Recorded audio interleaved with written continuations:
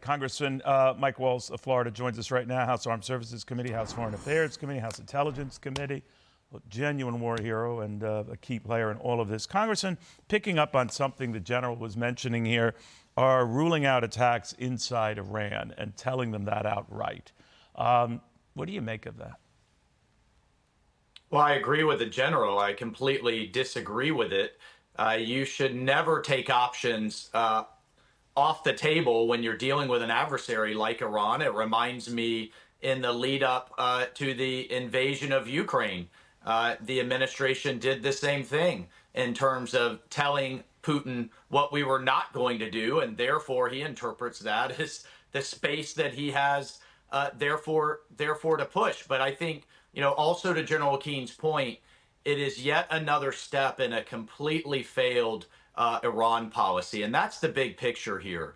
That I'm praying, and literally I agree with him. We want this to be successful, that we have to completely rethink the Iran policy. But unfortunately, the people enacting Biden's policy, namely Jake Sullivan and Blinken, were the same ones that put Obama's policy in place. So they still seem to fundamentally believe that you can engage, appease, get at the table and concede your way to stability with Iran. And I pray at some point before anyone else dies that they'll see the folly in that. But what we're hearing so far, and again, we need more information, is that the Iraqi government was warned, which is increasingly in bed with Iran, that perhaps there's reporting out there that the Iranian government was warned through our intermediary, the Swiss government, and that if you listen to reporters that are out on the ground, and including the BBC, that the entire region knew this was coming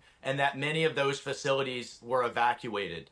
So if you have more volume, more aircraft, more bombs, more military activity chasing a flawed strategy, which is to limit your attacks to proxies, and we know that Tehran will trade the lives of what they see as expendable proxies for American and Israeli lives as part of their strategy, which they've been doing for 20 years, then I'm very skeptical this is going to be successful in restoring deterrence.